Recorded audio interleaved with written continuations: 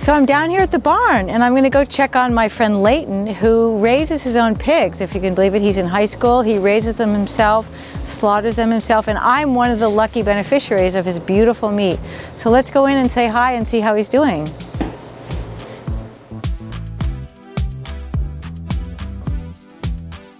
So what part of the pig is that, Leighton? So this is the ham, and these pigs are a little bit smaller than I would have preferred, but this is gonna be a beautiful ham that I'm gonna smoke. Oh, nice. He smokes too. Yeah.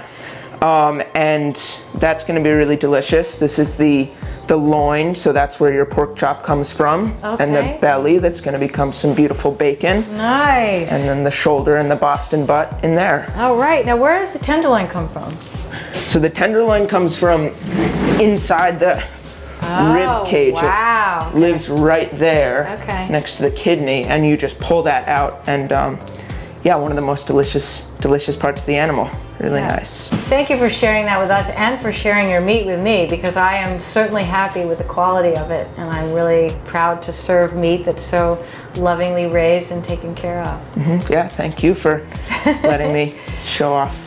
Wow, so what is that? That's the belly, and this one's a lot smaller than I would like, but you can kind of see where that bacon comes from in there. Oh, right, okay. Which is really beautiful. Oh, wow. So what do your pigs eat? They eat a lot of grain, and then a lot of vegetables from the garden, and actually a lot of apples from the orchard. Oh, okay, the orchard that we came from, yeah, yeah, nice. I go up and pick apples. And nice sweet meat. Yeah, they really love those apples.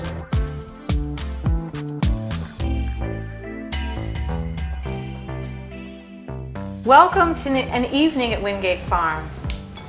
I wanted to pick a menu that you could make in an hour and a half. I actually have guests coming at 7:30, an hour and a half from now. So I picked a meal that I could actually accomplish in that amount of time. We are going to have Greek lemony potatoes, some mixed winter vegetables.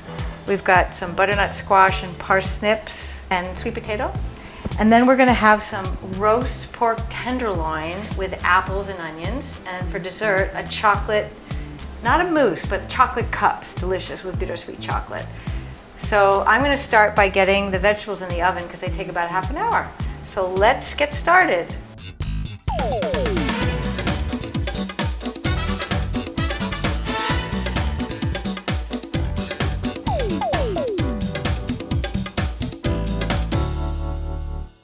I'm going to get these Greek lemony potatoes in the oven. I just sliced up some golden potatoes, and I'm going to add a cup and a half of chicken broth,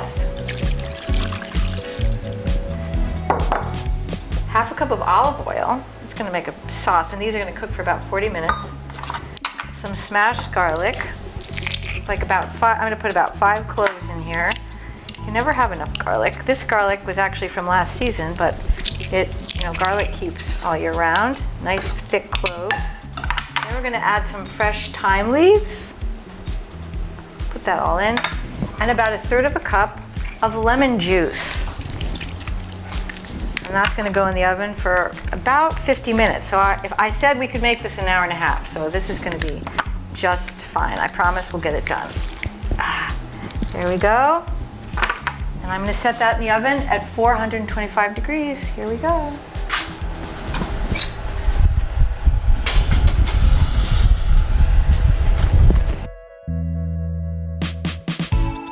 Okay, now I'm going to get our winter vegetables in the oven along with the potatoes.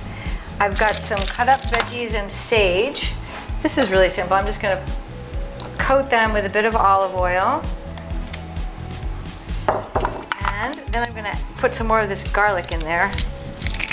Actually, sometimes it's fun to just, instead of crushing it, you just put in some smashed pieces of garlic too, because they actually taste really good smashed. And then my hands are clean. I'm just going to coat the veggies with the olive oil. And definitely need some salt. So I'm going to just rinse my hands a bit here. A little salt, a little pepper. And they're going to take about 30 minutes. So So we'll keep an eye on those while we have the potatoes in the oven too. And we're gonna actually rotate those in about halfway through, maybe at about 10 minutes. And we're gonna add this beautiful maple syrup, maple vinegar, and mustard, grainy mustard dressing. We're gonna kind of spread this over the top and it'll caramelize over the vegetables. So those will be delicious in a moment. I really care about where the meat that I eat comes from, and I got to see my friend Leighton earlier today and got this pork from him. This is a pork that he actually, pig that he raises himself and slaughters in our barn. Okay, well let's put Leighton's pork in the pan. So actually what I've done first is I've oiled, first of all, you have to dry off the tenderloin. This is pork tenderloin, and you dry them off with paper towel, which I've already done, and I've rubbed this with olive oil, a little salt, and now I'm gonna put some pepper, and what I'm gonna do is sear that in this really super hot pan. Let's get some pepper on both sides.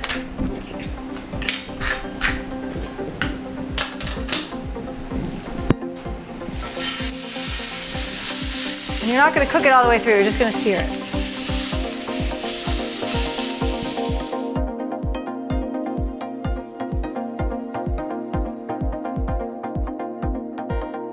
Okay, so the pork is browning nicely, and I'm going to check the vegetables and put this little bit of glaze on the top.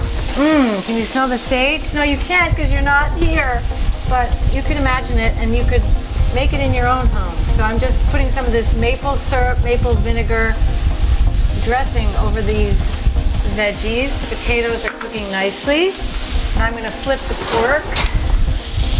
You just want to really sear, okay, nice and brown on that side, brown on that side, and just a couple more minutes, and then we're going to take that out. Yum, okay, the pork is ready to take out of the pan. I've seared it so nicely. I'll let that rest for a moment.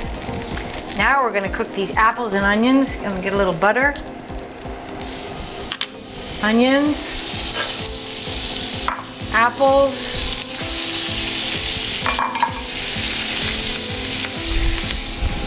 I'm going to saute those in the butter for a little bit. And while those are cooking down, we need a little bit more butter. Put that on a little bit lower heat. Now I'm going to work on the pork. What we're going to do is take this delicious French thick grain mustard, and we're going to spread that on these tenderloins. You can use any kind of grainy Dijon. I just love this mustard. It's just very flavorful. And then we're going to sprinkle some fresh thyme leaves on top. Check the apples and onions. And we're just going to cook those down just to soften a little bit. And then what we're going to do is lay these beauties on top of the apples and onions, like that. So that nice mustard. I don't want to waste any of this time. Stick that in. And now we're going to put that in the oven for 20 minutes. Now, I said we had an hour and a half to make this dinner, and we haven't made dessert, so we better start. Hurry up. Actually, this is a really easy dessert. Chocolate cups instead of chocolate mousse. Way less fussy. Look at how few ingredients there are. We have some dark chocolate. Make sure it's good dark chocolate. No milk chocolate. And we have a little bit of butter, some espresso powder, very key ingredient. And we have, this can be dairy-free. This is coconut creamer. We put that on the stove for a little bit just so that it heats up. Don't let it boil over, and we're gonna let the chocolate and the butter and the, what else is in there? Espresso powder sit just for a little bit. Now we have 2 eggs, and I get my eggs from Leaping Bear Farm right here in Vermont. Beautiful chickens and eggs. So here's a couple of eggs that I just stirred up, but we're gonna wait until the chocolate kind of melts a little bit more. Okay, so the chocolate is melting nicely, and I'm stirring the butter and the chocolate. Just stir that right in. This could not be easier. So once that chocolate is melted, and notice there's no extra sugar in this. That's pretty good, even though chocolate will have some sugar in it. See how it thickens up? Thickening, thickening, thickening. Now we're gonna add these egg yolks. And we're gonna stir that up until it's nicely combined. Easy, right? And then we're gonna pour it into this little ramekin and stick it in the oven until dessert time. And it's gonna be fabulous with a little whipped cream. Come on, that's a pretty easy dessert when you only have an hour and a half to make a whole dinner. Okay, that looks about right. Now I'm just gonna pour that right into this little ramekin. So this, as you can see, makes probably 6 ramekins worth. Then I'm just gonna stick that little cute thing in the fridge. That's gonna be ready. I can smell the sage, so I'm gonna check the vegetables and maybe give them one last baste.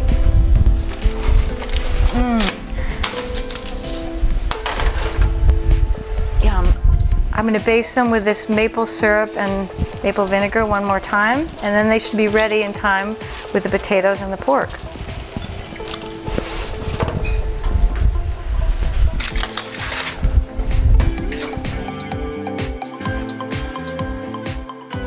Everything's smelling great. I think it's time to take this food out of the oven and make the sauce for the pork. The vegetables are certainly done. I'm gonna leave the potatoes in just a little bit while I make the sauce. Okay, there is my pork. I'm just gonna make sure it's up to temperature because it's pork, and you wanna make sure that it's the right temperature. You don't want to eat undercooked meat. The thing about pork and other meats is if you're going to let it rest for a little bit before you're slicing and eating it, it'll be fine. It doesn't have to go quite as high as it normally, but this is right at 145, so that's good in the middle. Now I'm going to let these 2 tenderloins rest for a bit and make a little sauce with my apples and onions. Simple sauce. It's already kind of, if you didn't want to fuss anymore, you could just serve it with this like this, but I'm going to go one step further and add some of my homemade broth. You can use any kind of broth. This is chicken. I'm going to use the rest of these thyme leaves that I already had prepared from earlier. A little bit of butter. Whoops. And I'm going to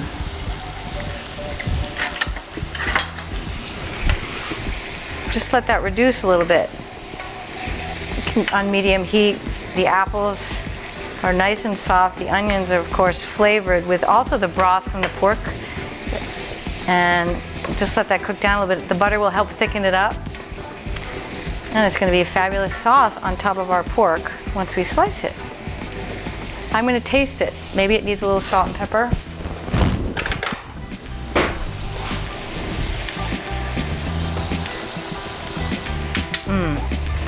It's pretty, it doesn't need any salt. The onions have flavored the broth. The chicken broth is wonderful. So that's ready for our meat. And so we'll slice that up and serve it.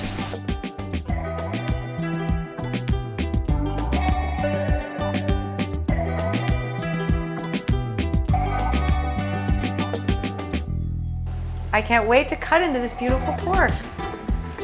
It's rested for a little bit, so it's not too hot. Let's see what we have. Looks perfect. Cut some thick slices, maybe that.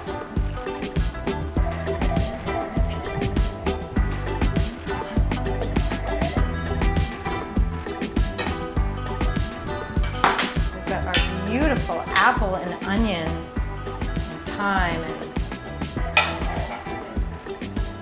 sauce. These lemony potatoes that cook in a broth with lots of lemon and olive oil, thyme again. It's got a lot of thyme in this meal.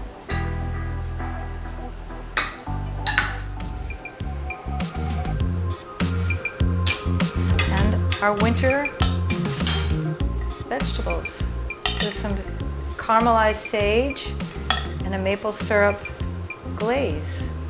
And then for dessert, and I just took our chocolate cups out of the refrigerator and they're ready to eat, so I'll get those prepared and ready for our guests. I'm going to shake up a little bit of this coconut creamer topping.